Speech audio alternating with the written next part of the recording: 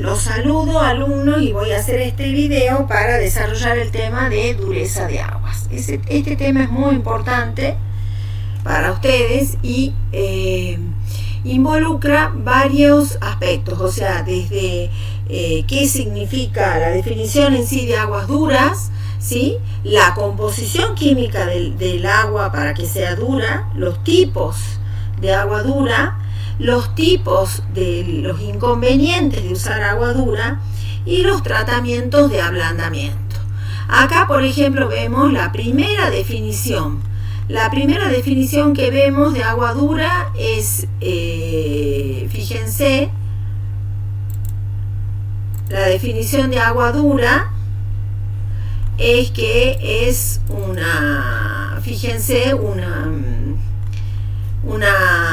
cuando tengo agua dura, se describe cuando el agua forma una nata insoluble con el jabón.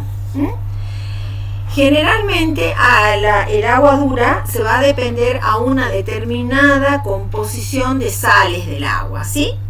Y tiene efectos perjudiciales, por supuesto, consumo excesivo de jabón, porque parte del jabón precipita, o sea, no forma espuma, no se lo puede utilizar,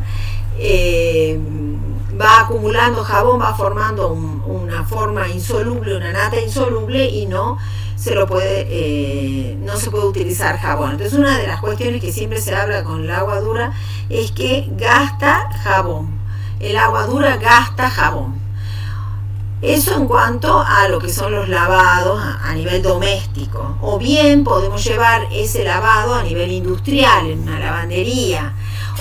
O llevar ese lavado a cuando se trata en la industria textil, cuando se produce el estampado o el teñido de telas, que todos esos procesos llevan una etapa de lavado. Si se utiliza agua dura, parte, digamos, de estos productos insolubles que produce el agua dura van a quedar sobre la superficie de la tela.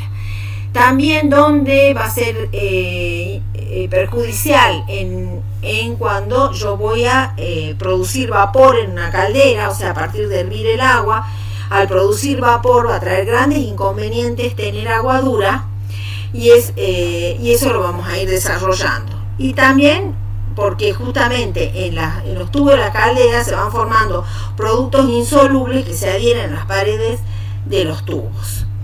Bien, a ver, sigamos.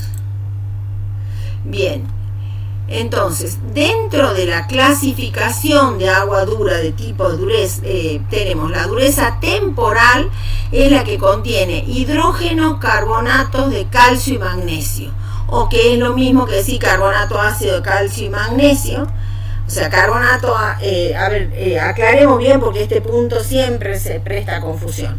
O sea, carbonato ácido de calcio y carbonato ácido de magnesio, o bicarbonato de calcio y bicarbonato de magnesio. Pueden estar los dos juntos, o bien en mayor proporción el bicarbonato de calcio, o hidrógeno carbonato de calcio, o carbonato ácido de calcio. Y la dureza permanente, que se produce cuando en el agua hay presencia de sulfatos de calcio, sulfato de magnesio, cloruro de calcio, cloruro de magnesio. Siempre fíjense que el catión son sales, generalmente la presencia de sales que forman productos insolubles, sobre todo cuando el agua se la utiliza para algún proceso, para alguna acción, o sea, cuando se la calienta, cuando se la manipula, ahí aparecen estos productos insolubles relacionados con esa composición salina. ¿Por qué gasta jabón o por qué forma una nata insoluble con el jabón? ¿Ve? Acá se puede ver, a ver, yo esto lo voy a correr un cachito. Sí, acá se han formado dos. ¿Qué pasa? Esperen un minuto, esto lo vamos a cerrar. Guardar.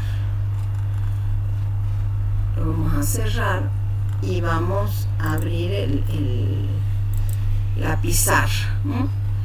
Cuando aparece la pizarra, ¿dónde está? Ahora no entiendo dónde está la pizarra, porque no la puedo ver a la pizarra. Ah, acá viene la pizarra. Acá está la pizarra. Ahí está. ¿Por qué produce una nata insoluble con el jabón? Porque lo que sucede es que el jabón está compuesto por sales. Fundamentalmente el jabón sólido con sales de calcio. Si en la solución acuosa que yo uso para lavar tiene agua dura en que el calcio está disuelto, va a reaccionar con el jabón. El jabón son sales de productos hidrocarbonados también, o sea, son sales que se producen a partir de grasas líquidas o sólidas. Aquí, por ejemplo, vamos a tener una cadena hidrocarbonada, vamos a borrar acá, una cadena hidrocarbonada de por lo menos 16 carbono. Entonces acá vamos a ver que esta parte de la cadena se va a repetir 16 veces y va a terminar en una estructura, en un grupo muy polar, que este es el grupo polar. Este es el grupo polar, esta es la sal, es una sal, generalmente es una sal de sodio, lo vamos a poner así, generalmente es una sal de sodio, el jabón. Aquí vamos a borrar acá esto y la carga la vamos a colocar fuera del corchete. Entonces, ¿qué pasa? El jabón es soluble, ¿no es cierto? Esta sal de sodio es soluble, pero en presencia de calcio va a formar una sal insoluble del mismo anión, y como el catión calcio tiene dos cargas positivas,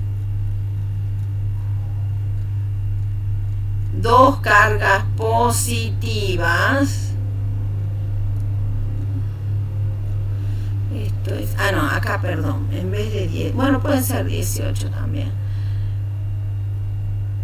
16, acá entonces, como tiene una sola carga negativa, este anión enorme va a estar dos veces, este anión con dos cargas negativas va a estar dos veces, a ver, lo vamos a poner bien, porque es una sal con un anión muy grande que proviene del anión de la sal del jabón.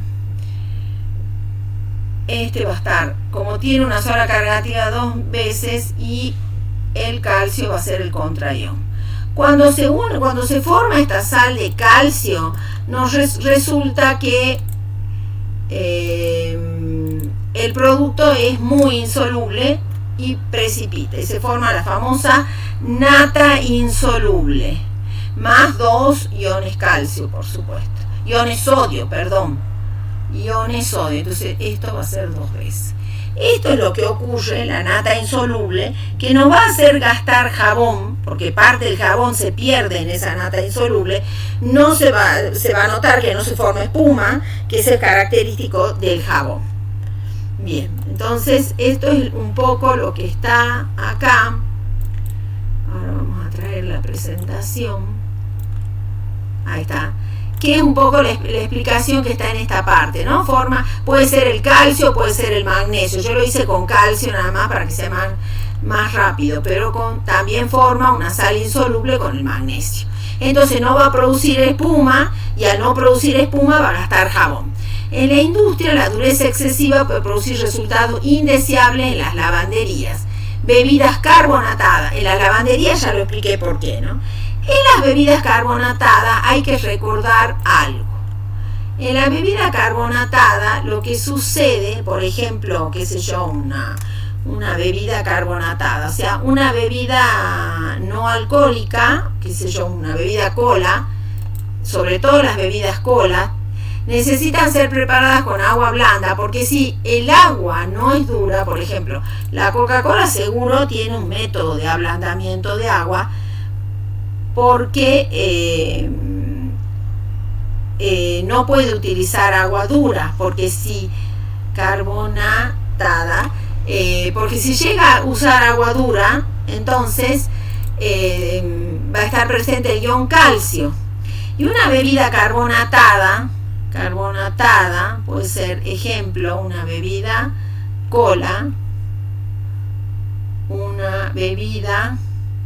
cola, por ejemplo. Una característica que tiene es que tiene ácido fosfórico. Entonces, eso también me hace al gusto de la bebida, ácido ortofosfórico. Y en presencia de calcio, lo que se forma es una sal insoluble. Entonces, cuando ingresamos con este tema, también vamos a ingresar paralelamente, ustedes van a ver, en el estudio del equilibrio de precipitación. Entonces, acá se va a formar un producto insoluble que es fosfato de calcio más 3 protones, este es un equilibrio, más 3 protones.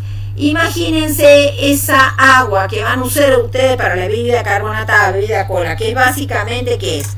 Un jarabe con algunos sustancias que digamos no se conocen, pero a partir de ese jarabe que va a tener ácido fosfórico, obviamente tiene endulzantes, depende del tipo de bebida, pero puede tener azúcar o endulzantes, va a tener ese jarabe. Luego lo vamos a mezclar con agua, lo vamos a diluir y le vamos a incorporar dióxido de carbono.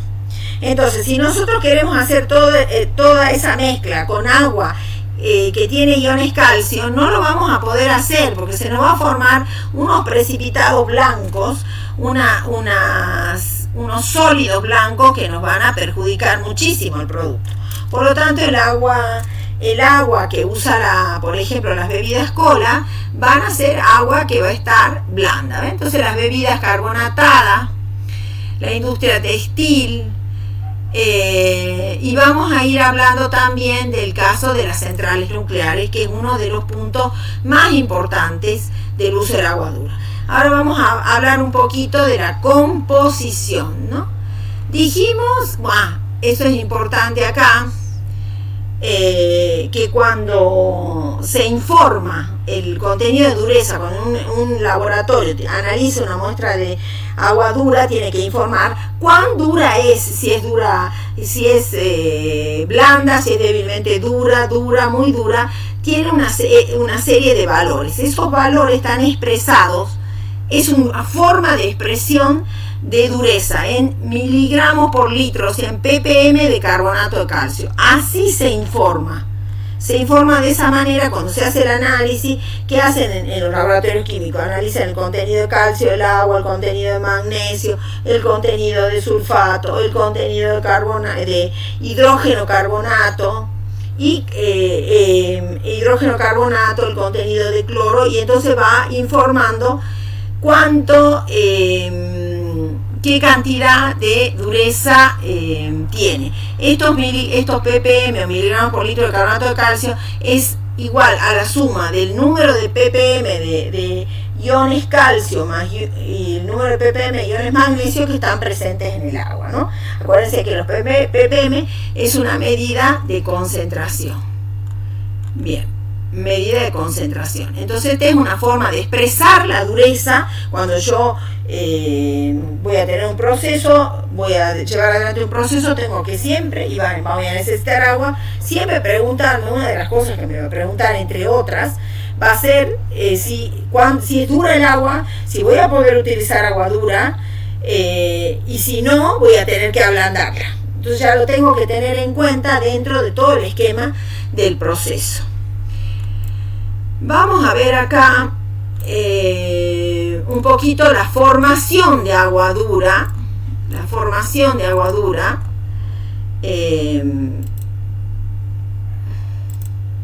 Vamos a correr un poquito para acá para ver que se vea bien.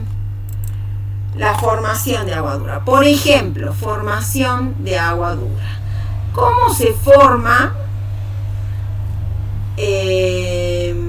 el agua dura? O sea, cuando el agua se transforma en agua dura. Generalmente es agua de origen subterráneo, o sea, agua que se ha extraído de un pozo que se hizo en el terreno, y bueno, de tantos metros, depende de la topología del terreno. Hay terrenos en que tengo que, digamos, cavar pozos más profundos, pero bueno, el agua, generalmente esa agua contiene sales. Entonces, ¿y cómo se forma eso? Y bueno, y se forma porque nosotros, el suelo es básicamente de origen mineral, ¿no es cierto? El mineral ha erosionado, se ha ido fracturando y va formando, junto con otros componentes, el suelo. Y está formado por la fracturación de minerales, de rocas. Entre ellas vamos a hablar de rocas carbonáticas, como el carbonato de calcio, por ejemplo. Entonces, esto es lo que yo tengo de roca. Entonces, ¿cómo se forma la dureza de agua? A partir de esa roca, por el agua de lluvia, que generalmente podemos decir que es agua más dióxido de carbono. Esto va a ser magnesio, puede ser también a partir de carbonato de magnesio, una roca que tenga este componente. Los minerales, acuérdense que son formados por varios componentes. ¿No? Es muy difícil que un mineral tenga un solo componente, siempre tiene varios componentes. ¿Sí? Carbonato de magnesio, que también va a recibir el dióxido de carbono atmosférico,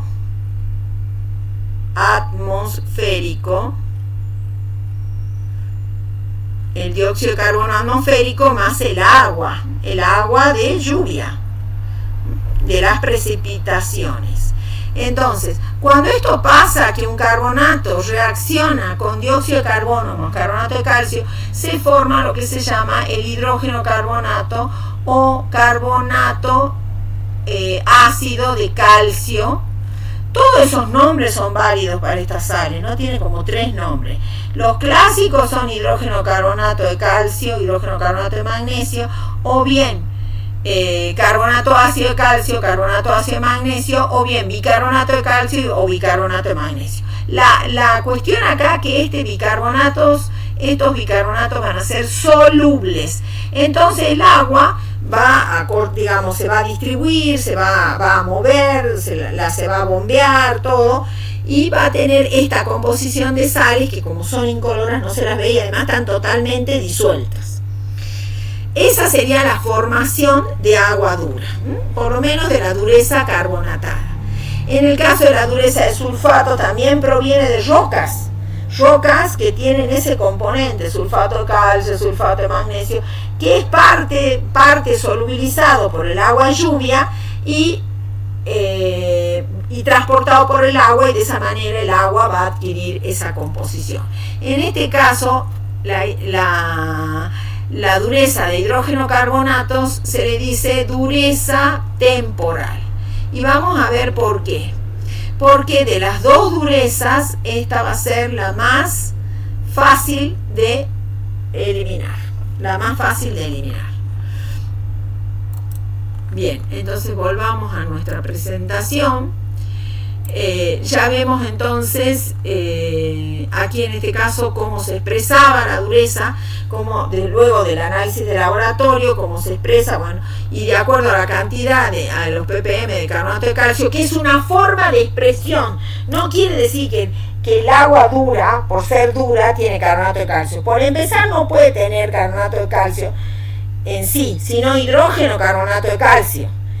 Y hay una gran diferencia. El carbonato de calcio es insoluble, o sea que si fuera insoluble sería un sólido mezclado con el agua. Yo cuando abro la canilla me tendría que salir el agua y parte con ese sólido. Pero el agua me sale, si todo funciona bien, el agua me sale transparente, o sea, me sale cristalina. Y entonces tiene la sal que es soluble, que es el hidrógeno carbonato de calcio. Ese es el causante, los causantes, junto con el de magnesio, de la dureza temporal. Veamos, entonces hablamos de composición de dureza temporal, hablamos de algunos inconvenientes, como el caso del gasto de jabón. Bien, acá entonces, ¿por qué decimos que la dureza temporal o carbonatada es más fácil de eliminar? Porque puedo yo calentarla, por simple calentamiento, yo cuando al agua, ¿dónde empiezan los problemas con el agua dura? Si yo no la ablando, tengo esa agua con el hidrógeno, carbonato de calcio y hidrógeno, carbonato de magnesio disuelto. Si yo la caliento, empiezo a manipular el agua, a calentarla para este proceso, para el otro, para cocinar en la cocina. ¿Qué es lo que pasa? Por acción del calor, lo que pasa es que ese hidrógeno, carbonato de calcio que tenemos ahí nosotros, no es estable en solución acuosa. No es estable en solución acuosa. Esa es la cuestión. No es estable en solución acuosa. Y tiende a, en la presencia del calor, vamos a ver ahora otra parte, sería eliminación del agua dura. En este caso, eliminación del agua dura. Esto de eliminación del agua dura se llama ablandamiento. Ablandamiento. Ablandamiento. Entonces, en el caso de la dureza temporal, que yo tengo hidrógeno, carbonato de calcio, de magnesio, simplemente lo que voy a hacer es, al calentar el agua,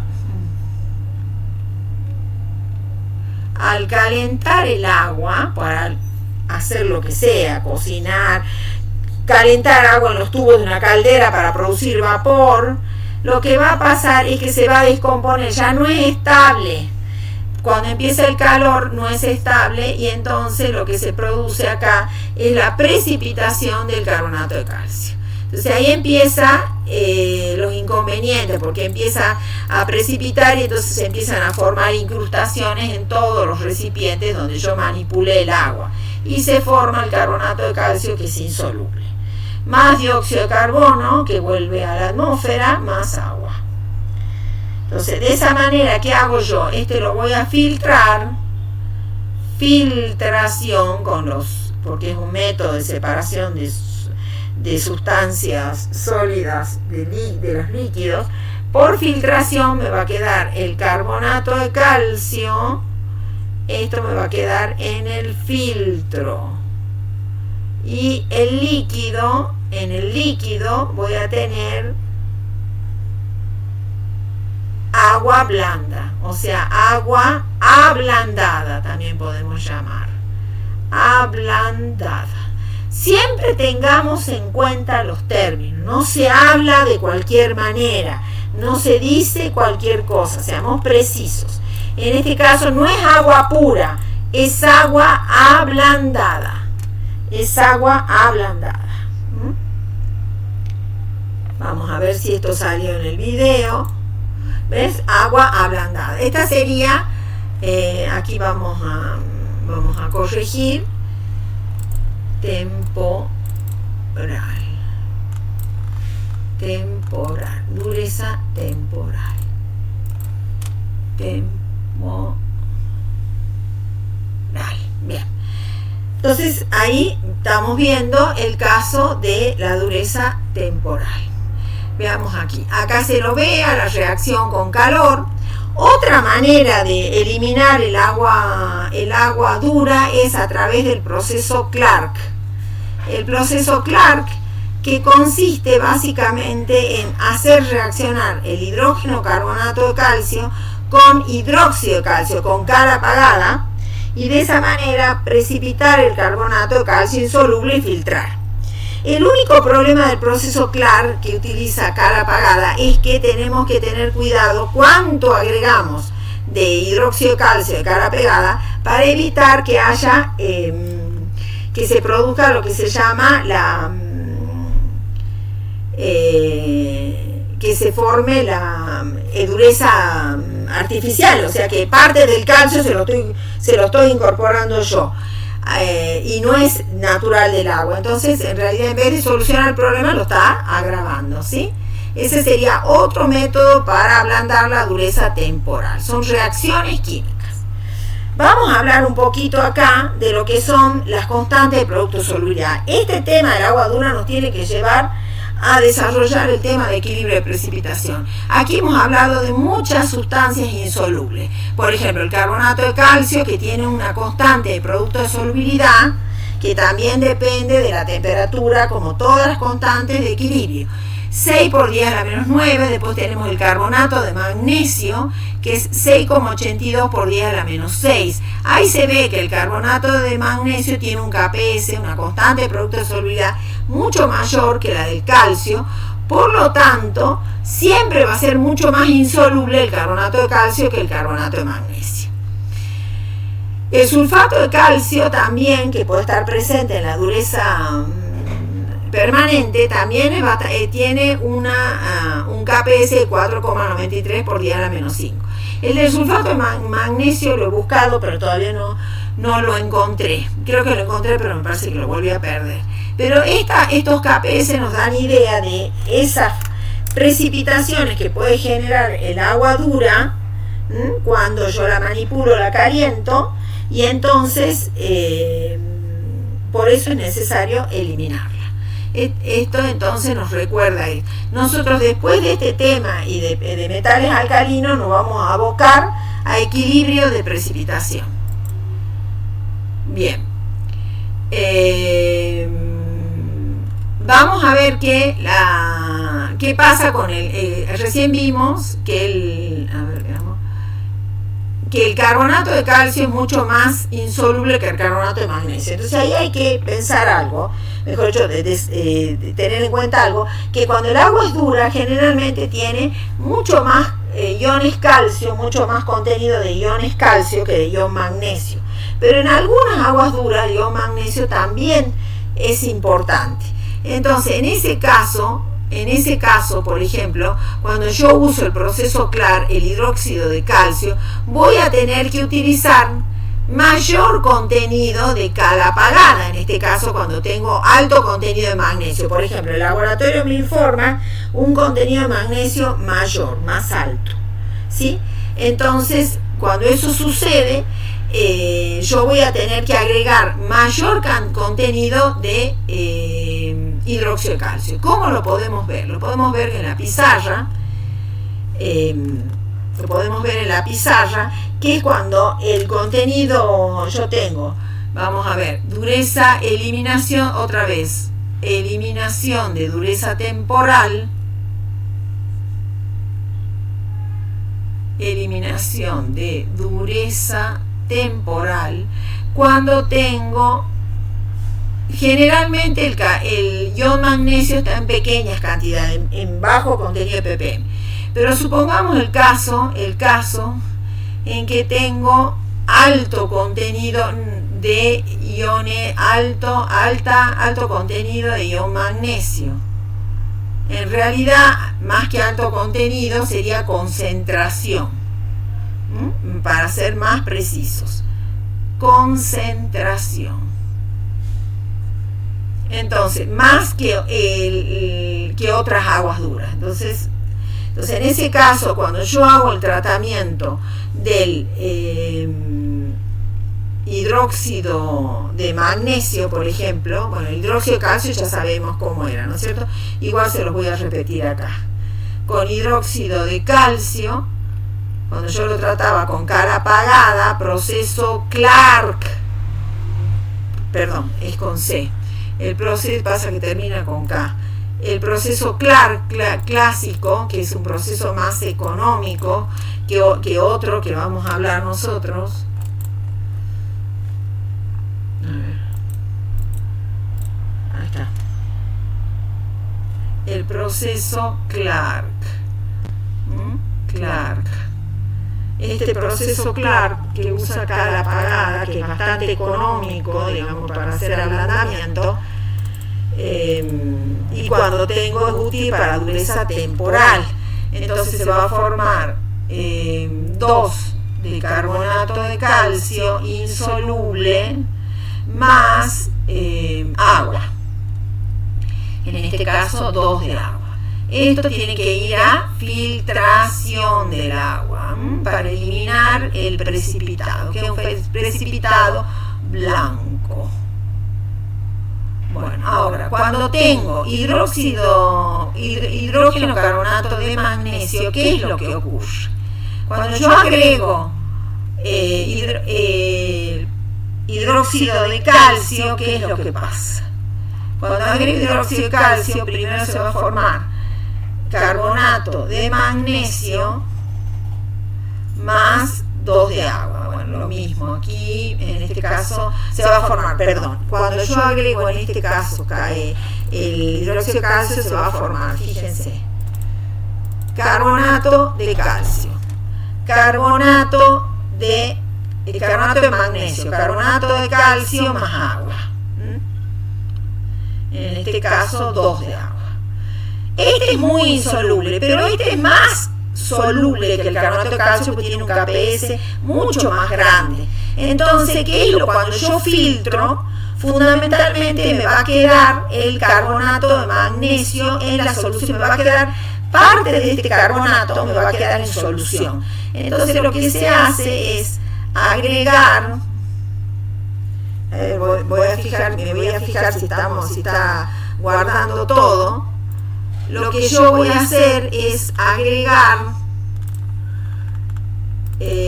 voy a agregar hidróxido de calcio, o sea, ya aquí usé un mol, aquí voy a usar 2 moles de hidróxido de calcio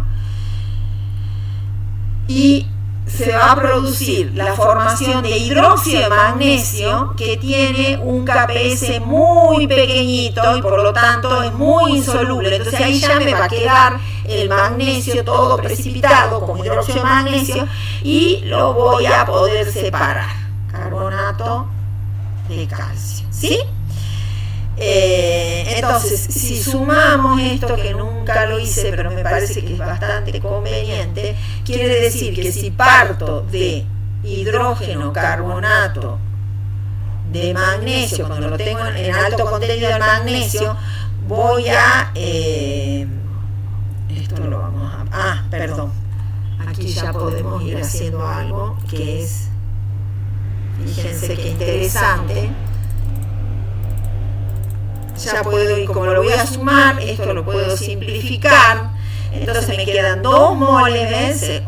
Se gasta mayor contenido de hidróxido de calcio de cada pagada para poder precipitar el magnesio, tenerlo como un producto insoluble y filtrar. Siempre que usted tiene eso y de esa manera el agua se va a ablandar, no se va a purificar, se va a ablandar. Esto va a filtración. Y entonces ya tengo el agua solita, el agua blanca. Bien. Fíjense qué interesante hacer precipitar el hidróxido de magnesio. A ver, vamos a traer esto acá.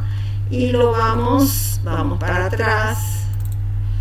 Ahí está. Les quería mostrar. El hidróxido de magnesio es muy insoluble, 5,61 por 10 a la menos 24. Es el producto más insoluble de este conjunto, ¿sí? Entonces es deseable que el magnesio quede todo precipitado. Y eso hago cuando tengo alto contenido de magnesio, o sea, tengo dureza temporal, alto contenido de magnesio, entonces uso cara apagada en el proceso CLAR en mayor proporción.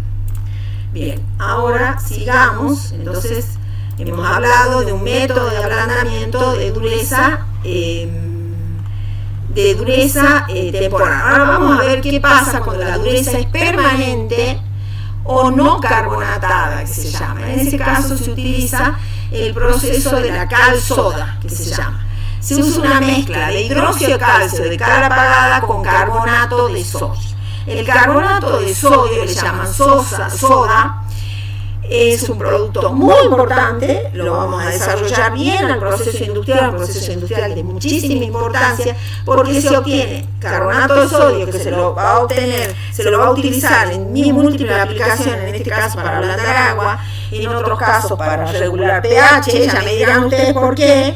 En otros casos se va a utilizar en el vidrio y la cerámica para producir vidrio común, ¿sí? O vidrio o especial, algunos vidrios especiales. Entonces va a ser de gran importancia. Lo vamos a ver en el proceso solvent. Ahora veamos en qué consiste este proceso de la cal-soda y voy a utilizar mi pizarrita. Aquí voy a utilizar mi pizarrita. Y entonces vamos a ver eliminación de dureza permanente. Este es un método de eliminación de dureza permanente. Entonces aquí vamos a tener, por ejemplo, puede ser que tengamos sulfato de calcio o cloruro de calcio, y lo que vamos a hacer en la primera etapa, le vamos a agregar hidróxido de calcio,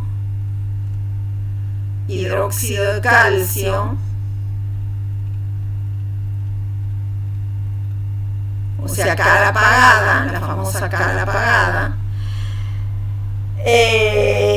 Y lo que vamos a obtener, aquí lo vemos, lo que vamos a obtener es, miren, como hidróxido de calcio, una base, vamos a tener otra base, por ejemplo, carbonato de cal, bueno, en este caso, perdón, porque entendí, es para primero, aquí es donde yo me equivoqué, vamos a corregir acá, era magnesio, porque primero elimino el magnesio, las sales de magnesio. A ver, acá se forma sulfato de magnesio, y entonces en un medio tan básico se va a formar el hidróxido de magnesio, que es muy insoluble,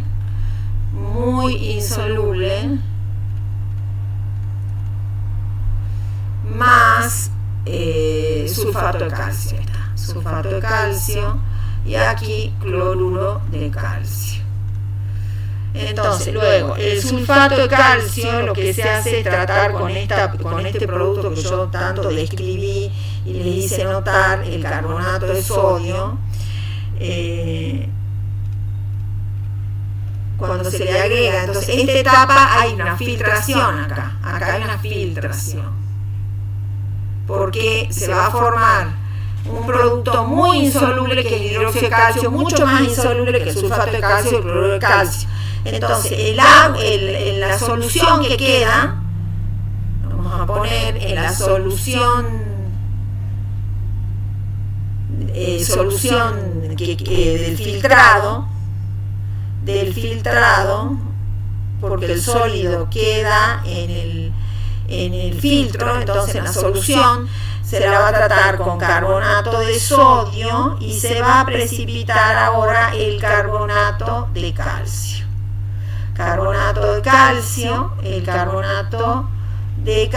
Y acá se va a formar sulfato de sodio.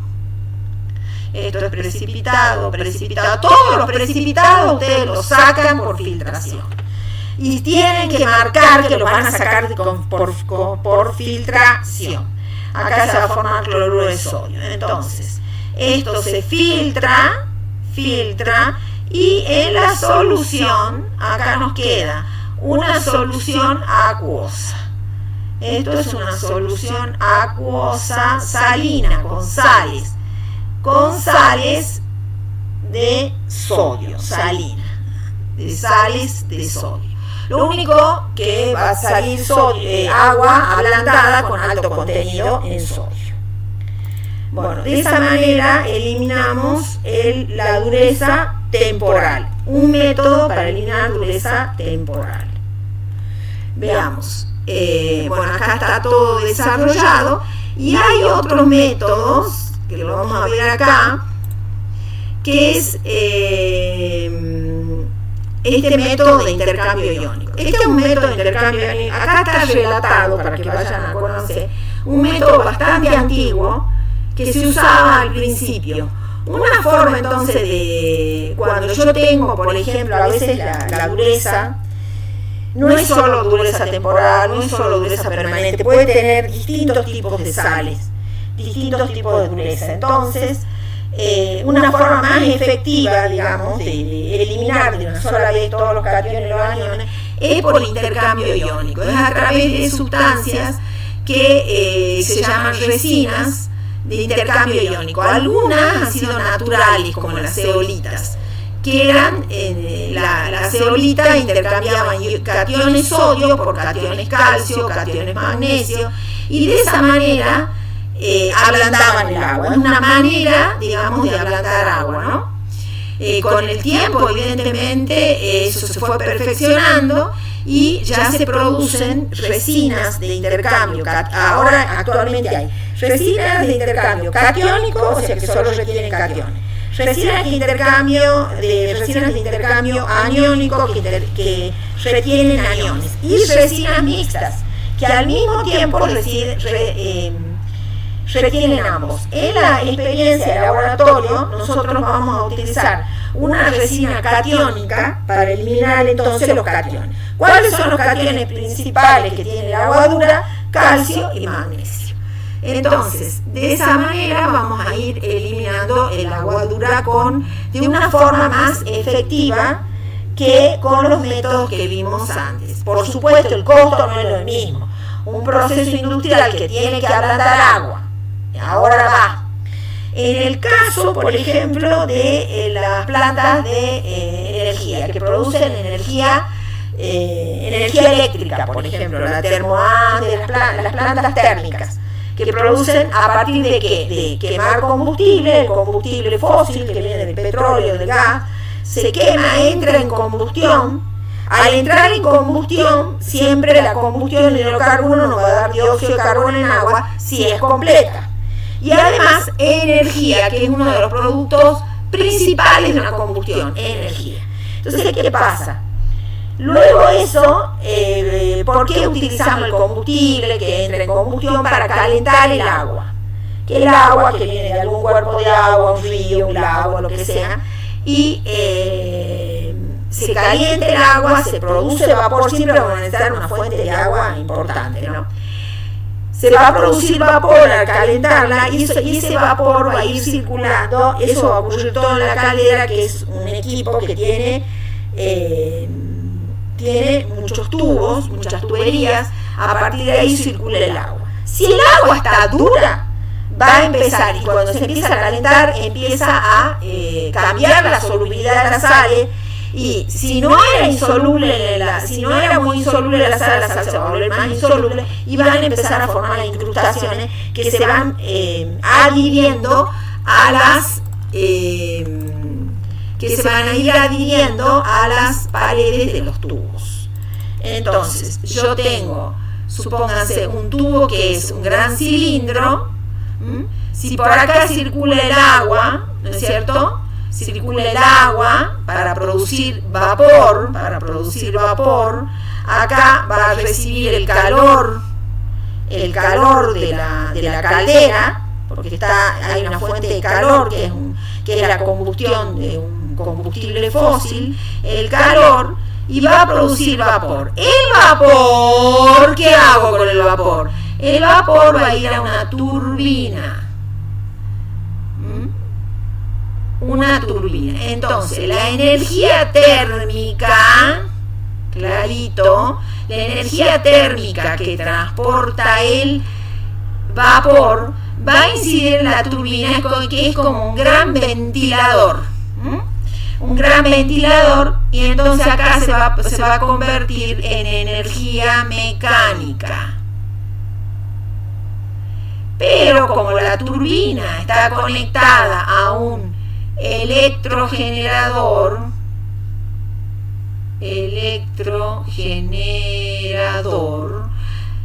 esa energía térmica se va a convertir en energía eléctrica. Entonces, todo esto ocurre en una planta de energía térmica, en un proceso de una planta térmica, de un generador térmico, ¿sí? Esto es lo que, de esta manera vamos generando energía eléctrica que va al sistema nacional de distribución de energía, el sistema interconectado nacional, que colecta toda la energía generada, o sea, esto por plantas térmicas o por energía hidroeléctrica. También hay algo de energía solar, va capturando toda la energía que se genera y se distribuye. Ahora, ¿qué pasa si en la tubería hay incrustaciones? Se van a formar incrustaciones, ¿sí? Esas incrustaciones pueden empezar a crecer ¿Y qué va a pasar acá tengo, en este cilindro tengo lo que se llama área de sección transversal. Lo vamos a poner en línea punteada acá para que vean que eso está del otro lado. Entonces, esto va a estar con línea punteada, ¿sí? Entonces, ahí esta área de sección transversal, esta área de sección transversal,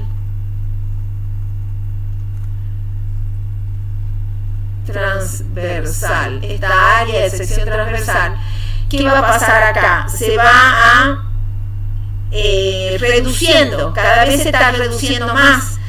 Puede pasar que directamente llegue un momento que un tubo tenga muy poca área de sección transversal y todo lo demás sean incrustaciones. Entonces aquí hay dos problemas.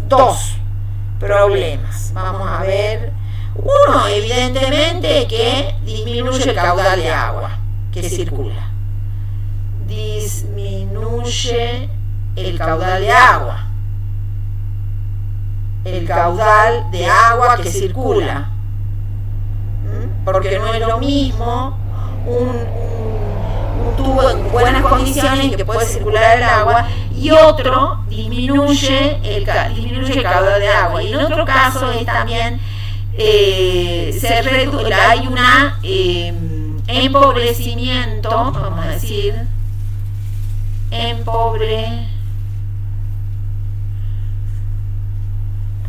más bien que empobrecimiento, vamos a poner, se reduce la transferencia de calor, porque cuando incide el calor, acá incide el calor ahora que viene del combustible, del calor de la combustión, del combustible, ¿qué va a pasar? Ya parte de ese calor va a quedar en las incrustaciones, entonces hay mala transferencia de calor, con lo cual estamos afectando,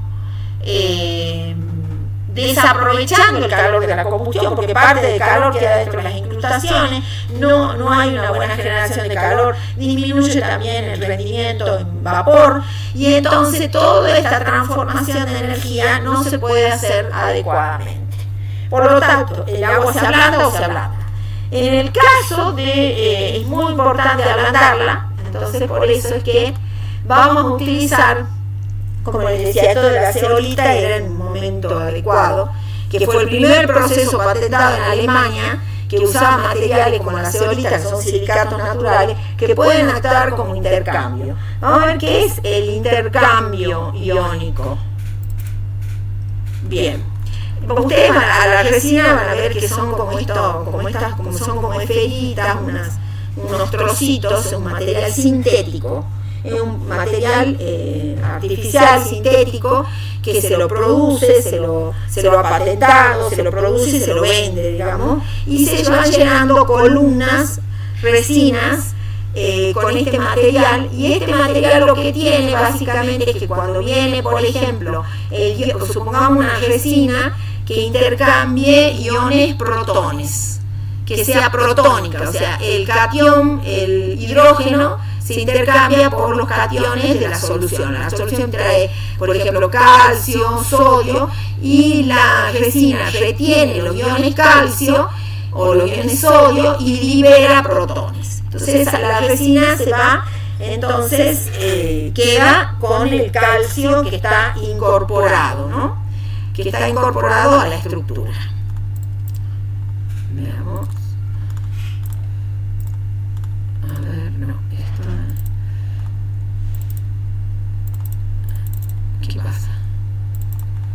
No hay más. Ah, bueno, queda aquí. Entonces el resto lo voy a mostrar yo. Entonces acá entonces no hay. Acá queda. Bien, pensaba, a ver si está antes de esto.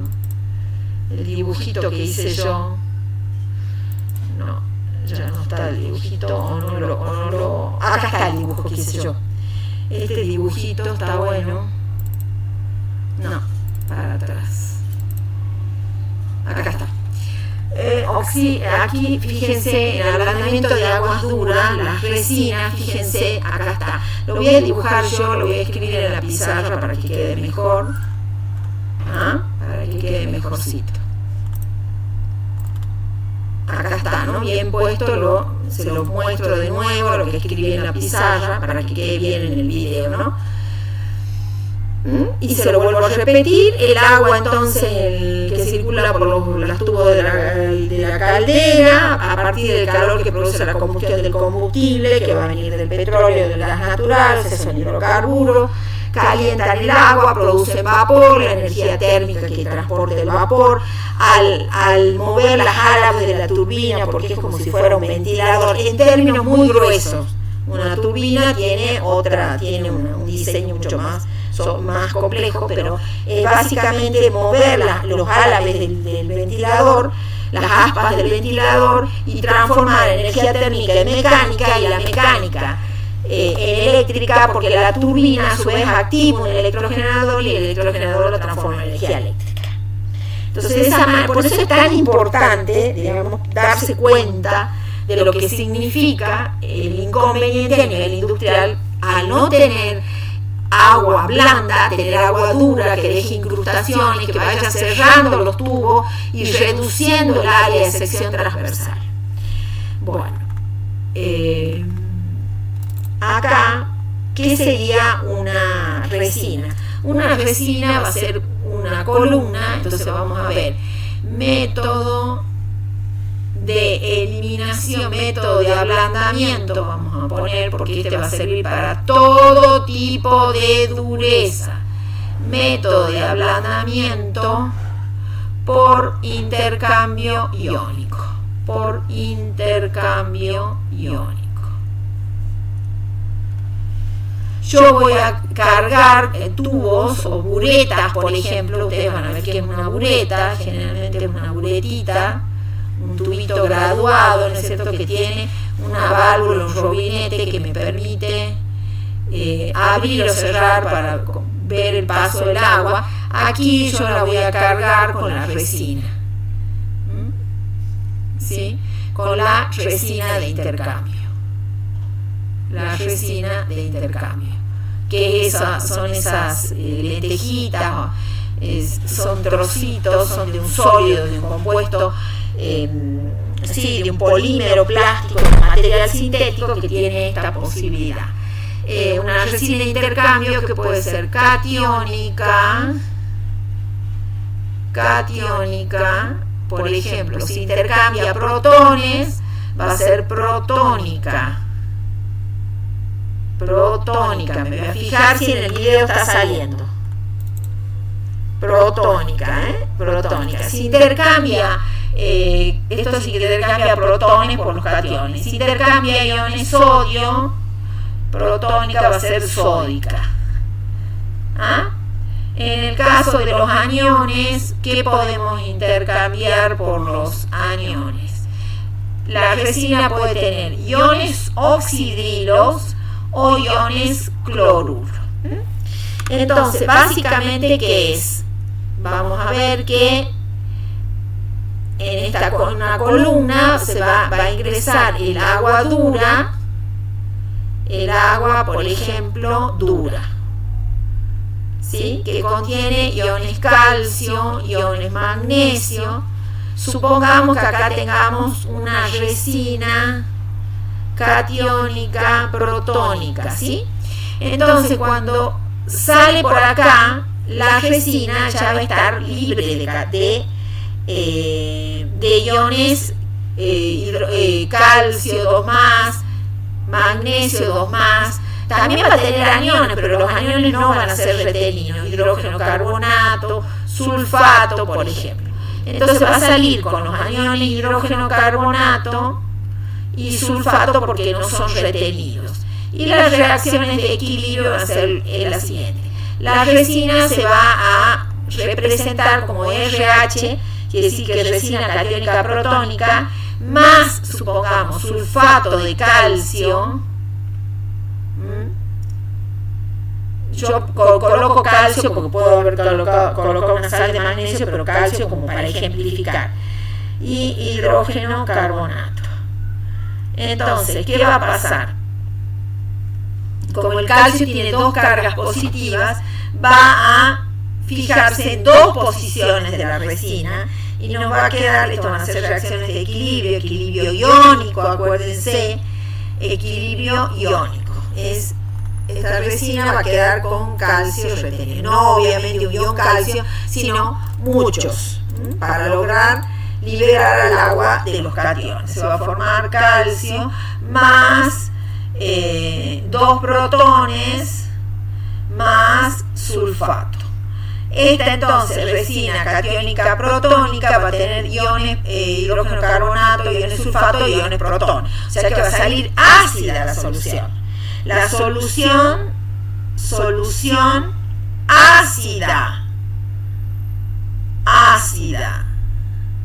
Entonces acá, en este caso, va a quedar R2. Este era hidrógeno carbonato, perdón, yo quería poner acá hidrógeno carbonato. Aquí puse hidrógeno sulfato, pero no me importa, no quiero eso. Quiero el otro anión que puede estar presente. O sea, muchas veces hay más de una sal, como yo les decía.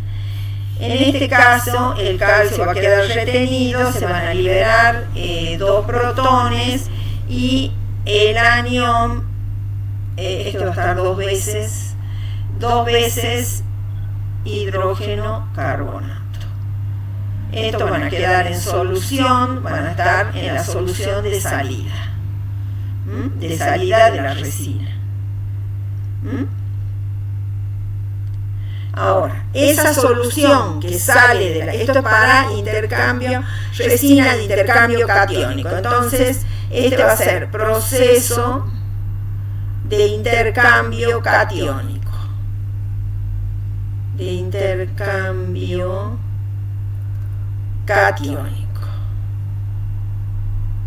Catiónico. Acá podemos escribir bien. A ver. Yo ya expliqué bien, es importante que podamos explicar bien los problemas que tenemos con el agua dura en una central térmica. Ahora veamos en el caso del proceso de intercambio aniónico. Proceso de intercambio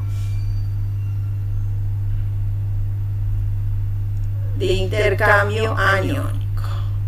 Tenemos la solución anterior que tenía sulfato, el agua dura que entra con iones sulfato, protones y iones hidrógeno carbonato.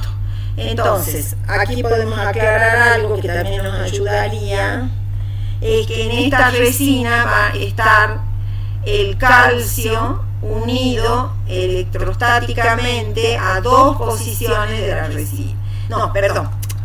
A ver, esperen un minutito. Acá voy a aclarar esto bien. Quiere decir que la resina va a ser una larga columna, una molécula, que es una larga cadena, resina catiónica protónica, ¿no? Entonces va a tener iones protones unidos, iones hidrógeno positivo que van a ser los iones de intercambio. Una larga cadena, yo dibujo 3 nada más para mostrarles eso. Y acá, eso también quería dibujar acá para que quede completo la explicación, es que acá, ¿qué van a quedar? La columna, acá la columna va a quedar de esta manera. Acá el calcio va a tomar 2 posiciones, ya está la resina con el intercambio hecho. Este va a ser el resultado de la resina que retuvo calcio, bueno, también puede retener magnesio, ¿no? Bueno, podemos hacer otra columna y mostrar que retiene magnesio también. Y acá no hicimos las ecuaciones, pero las pueden hacer ustedes porque es lo mismo. Tanto el ion calcio como el ion magnesio son iones con 2 cargas positivas. Bien, entonces, ¿cómo nos quedaría acá este intercambio? Acá el oxidrilo, el anión intercambiable, que está unido electrostáticamente a las largas cadenas de este polímero, que es la resina de intercambio aniónico. Entonces, vamos a hacer para que salga igual que la recién. Entonces, cuando salga de acá, va a salir con entró iones protones. Los protones que ya traía, que no pasa nada porque no queda retenido ni nada, más los iones oxidrilo, me van a dar agua blanda. Otra vez obtengo agua blanda, no agua pura. Agua pura va a ser el agua. Acuérdense, el agua destilada es un agua que no tiene sales, tampoco tiene microorganismos. Es un agua estéril, sería. Un agua estéril, mejor dicho, un agua que no tiene ningún tipo de microorganismo. El agua destilada es aquella agua que no tiene sustancias químicas disueltas en el agua, sales, ni gases, ni nada. Entonces, acá vamos a hacer las ecuaciones de intercambio iónico, más el sulfato me va a dar equilibrio R en dos posiciones. Se va a tomar el sulfato, porque el sulfato tiene dos cargas negativas, y el anión hidrógeno carbonato una sola.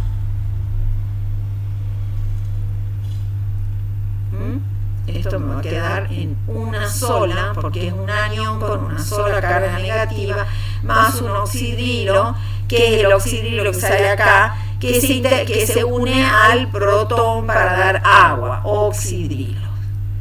¿Sí? Esas van a ser las reacciones de intercambio aniónico. A ver qué otra cosa aclararemos aquí.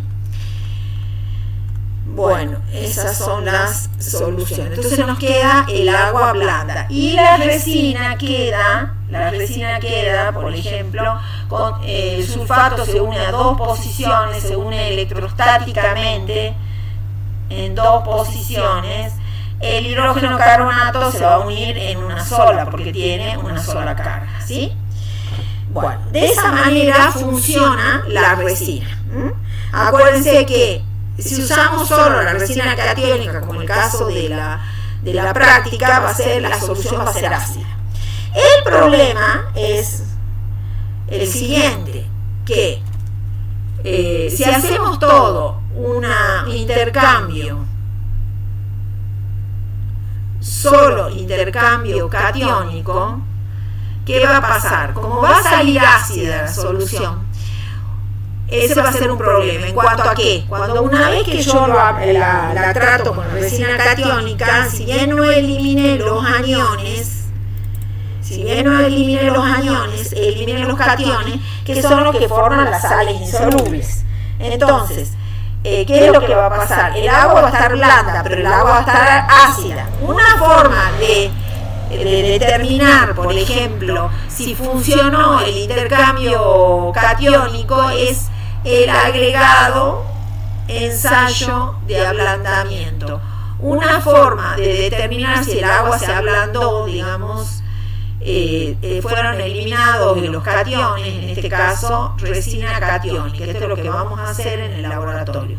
No habilitamos una resina aniónica, solo catiónica. Entonces, ¿cómo hacemos el ensayo de ablandamiento? El agregado de solución de jabón.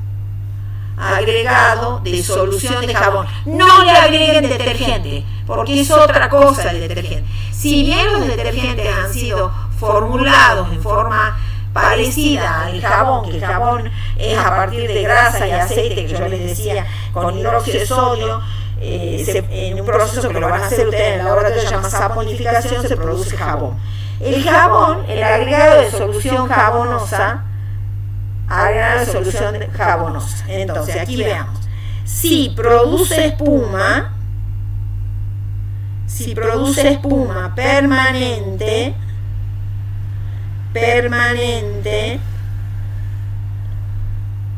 entonces obviamente el agua se ablandó, se ablandó, o sea, funcionó bien la resina y se ablandó. Ahora, si no se produce espuma, o sea, si yo les doy una muestra de agua dura, no se produce espuma, el agua permanece dura. El agua permanece dura. Si no se produce espuma. Entonces, fíjense, si yo tomo entonces una muestra de agua dura, y le agrego solución de jabonosa, de ajito, no se va a formar jabón. Entonces la cuestión es así también. Por eso, cuando la muestra de agua ablandada, por ejemplo, el agua ablandada con resina catiónica, tiene una cualidad que yo les dije que salía con protones, es ácida. Entonces necesita una neutralización con hidróxido de sodio, con solución de hidróxido de sodio, hasta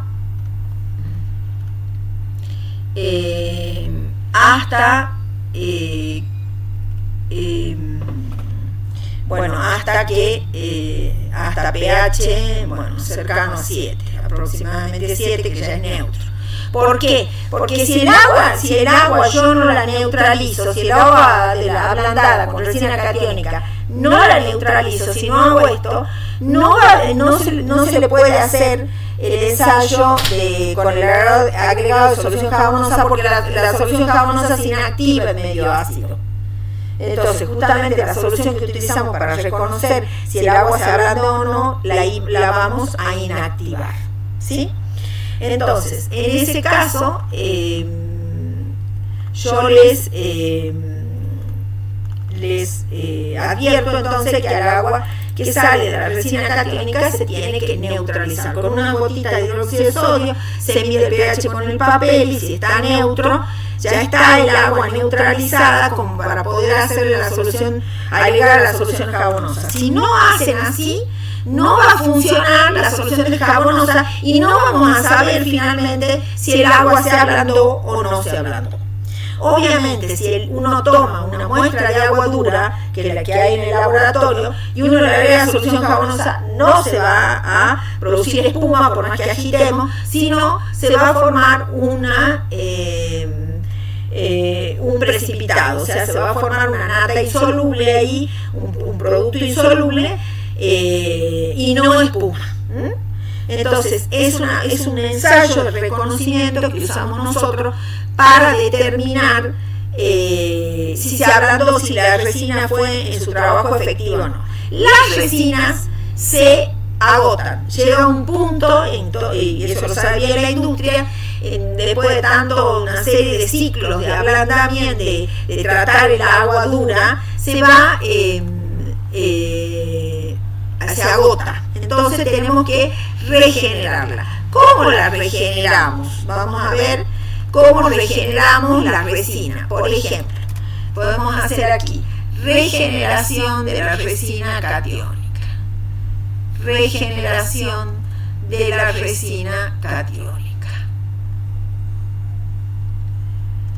Ahí lo vamos a escribir bien porque no me gusta cómo quedó esto.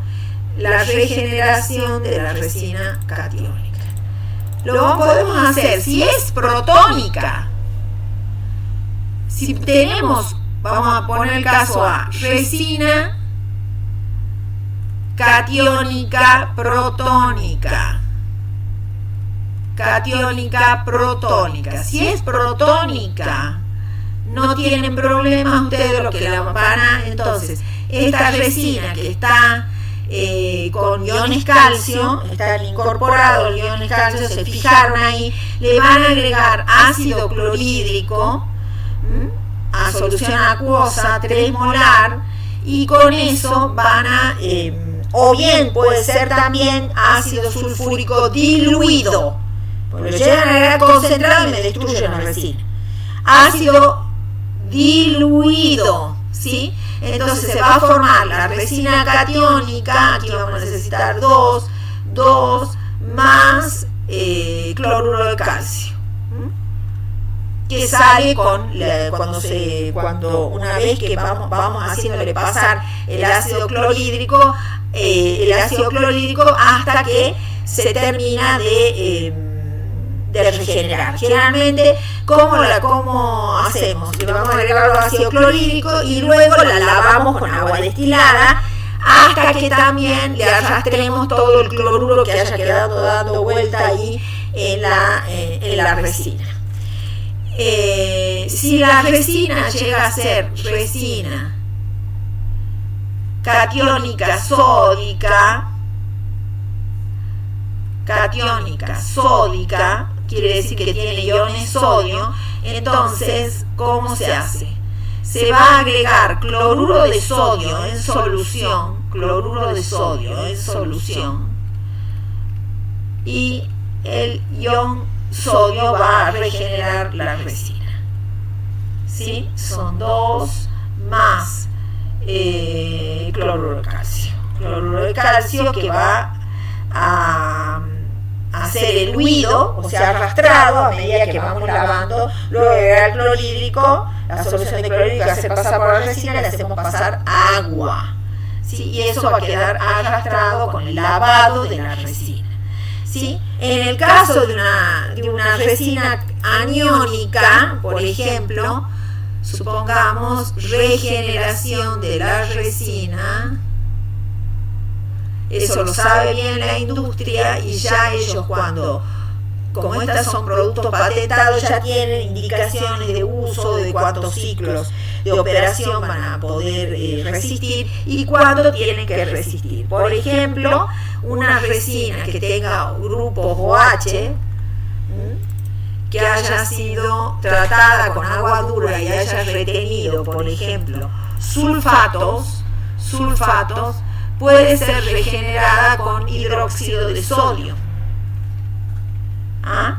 Con hidróxido de sodio nos va a quedar ROH 2, esto 2, más sulfato de sodio, que también va a quedar en solución. O sea, una vez que le hago pasar el hidróxido de sodio a través de la columna resina, a través de la bureta, y luego le hago pasar agua destilada hasta que lavo todos los restos de iones sodio que me hayan quedado en el medio. De esa manera la regenero. La industria también hace lo mismo, exactamente hace lo mismo en sus procesos de mantenimiento, de cada una de las etapas de los procesos que llevan adelante. Bueno, está el video, van a tener este video disponible y van a tener un cuestionario también. También les voy a dejar, por si tienen interés de ver, porque muchas veces me decían en las entrevistas que no les gustaba la presentación multimedia, que no les servía, que no sé qué pasaba. Bueno, había varias opiniones. Bueno, entonces por eso hago este video. Hice este video y ya tengo también hecho el cuestionario. Ambos van a estar a disposición. Ahora yo se los voy a mandar a este video, se lo voy a subir a la plataforma, se lo voy a mandar al cuestionario para que lo tengan en cuenta. Muchas gracias por la atención.